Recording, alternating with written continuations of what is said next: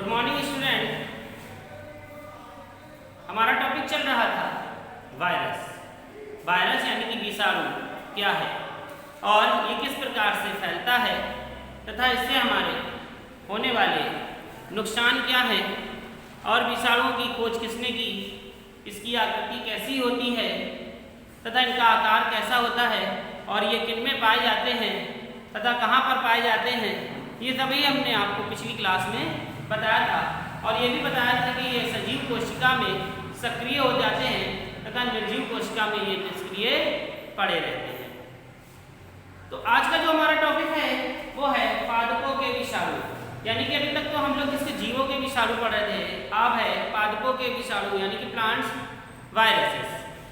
तो plant viruses क्या है कि ये रोगजनक विषाणु होते हैं जो पादपों को संक्रमित करते हैं, यानी कि जिस प्रकार से मनुष्य में अगर वायरस लग जाए तो धीरे धीरे वह नष्ट हो जाता है, इसी प्रकार पादपों में यदि वायरस लग जाए तो वो भी धीरे धीरे। तो हेडिंग डालेंगे पादपों के विषाणु को, लिखेंगे ये रोगजनक विषाणु होते हैं, ये रोगजनक विषाणु होते हैं जो कि पादपों को संक्रमित करते हैं, जो कि पादपों को संक्रमित करते हैं।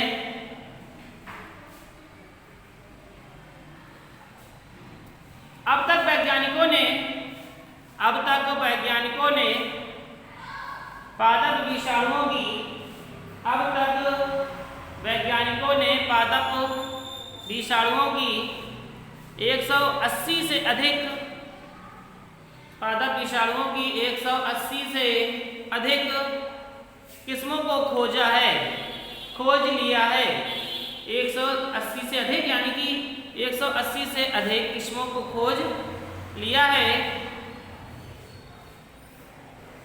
ये विषाणु सामान्यतः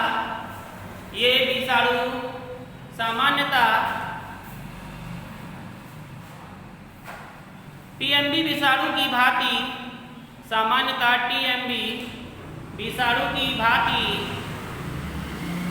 कुंडलीकार होते हैं। टीएमबी विषाणु की भांति कुंडलीकार होते हैं। इनका जीनोम एकल सूत्रीय आरएनए अणु होता है। इनका जीनोम एकल सूत्रीय आरएनए होता है। तो ये है आपका पादपों के विषाणु, जिसमें हेडिंग आप डालेंगे तंबाकू मोचक विषाणु।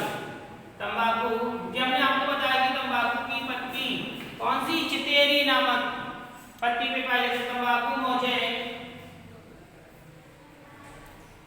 विषाणु जिसे क्या कहते हैं, टीएमबी वायरस, है ना, जिसे हम शॉर्ट में टीएमबी कहते हैं। कभी कभी आ जाता है कि टीएमबी की डेफिनेशन लिखो, तो यही आपका टीएमबी है, तंबाकू मोचक वायरस। इसे हम इंग्लिश में कह सकते हैं तंबाकू मोचक वायरस, जिसे हम शॉर्ट में कहते हैं टीएमबी। लिखेंगे इस विषाणु को इवानोव्स्की ने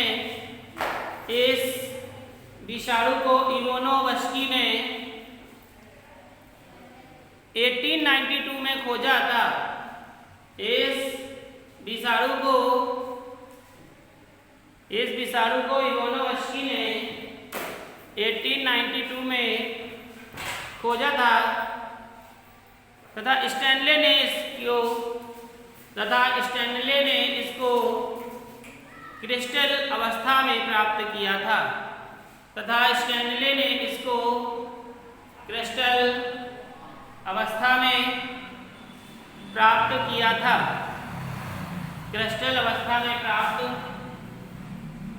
अब इसी के अंदर हेडिंग है जिसका नाम है संरचना यानी कि स्ट्रक्चर, यानी कि किस प्रकार का बना होता है, किस प्रकार का दिखता है। तो ये हेडिंग डाल दें संरचना, स्ट्रक्चर।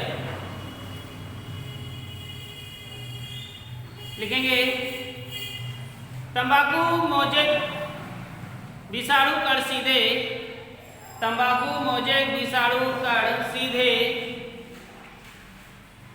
कैसे होते हैं, ये अब संरचना में बता रहे हैं कि किस प्रकार से होते हैं। संरचना का मतलब होता है उसका स्ट्रक्चर, उसकी बनावट। तो तंबाकू मोजक विषाणु कण सीधे दृढ़ नालिकाकार व क्षणनुमा होते हैं। ये कुंडलीनुमा सममित युक्त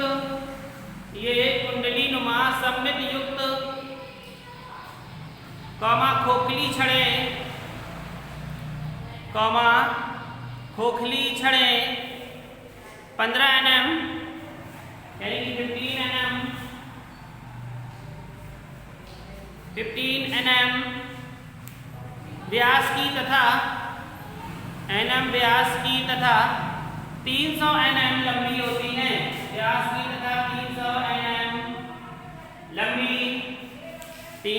nm लंबी होती हैं। खोखली क्रोड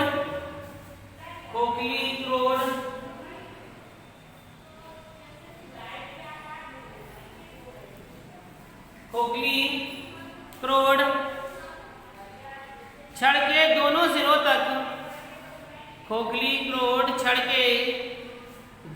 सिरों तक 4 nm चौड़ी होती है।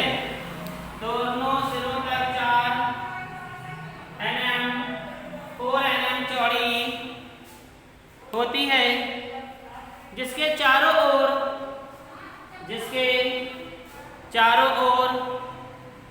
14 nm मोटी भित्ति होती है। जिसके चारों ओर 14 nm मोटी भित्ति होती है।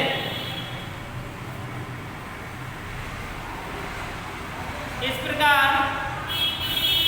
प्रकार विषाणु कण के 2 भाग होते हैं।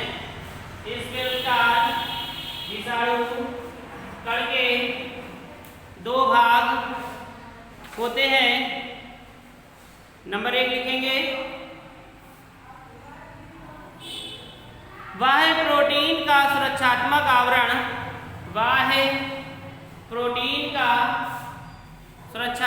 आवरण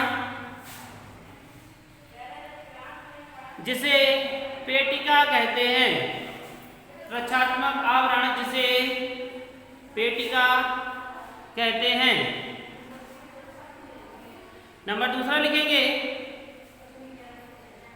आंतरिक संक्रमणकारी भाग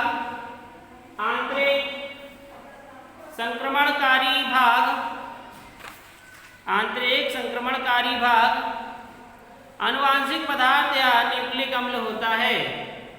संक्रमणकारी भाग आनुवांशिक पदार्थ या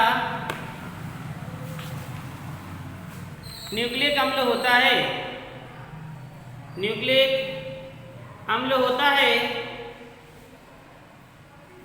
जो एकल तंतु की आरएनए कुंडलीनुमा एवं पूरी छड़ की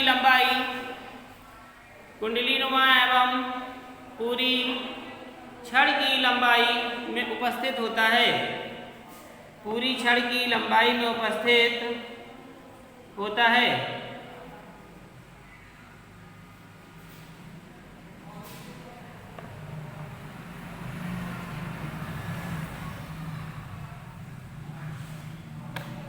तो अब आपको हम डायग्राम बता रहे हैं इसका कि किस प्रकार से डायग्राम है। ये सभी लोगों को बनाना है डायग्राम। तब आपको मुझे वायरस का सबसे पहले एक लंबी क्षणनुमा बनाएंगे।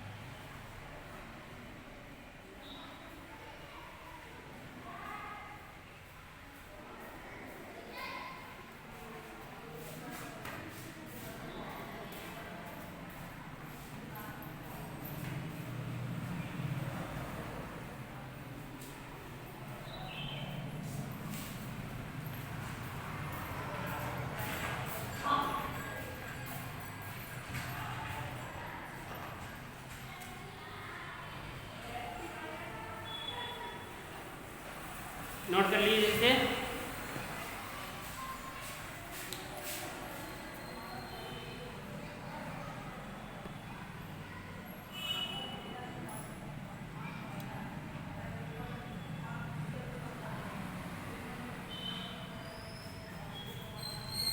देखिए तंबाकू मोजेक वायरस हमने आपको टीएमवी वायरस बताया, जिसमें ये बाह्य संरचना आपको इस प्रकार से दिखाई देगी, यानी कि बाहर से ये संरचना आपको इस प्रकार से दिखाई दे रही है, जिसकी चौड़ाई है 15 mm तथा ऊंचाई है 300 mm।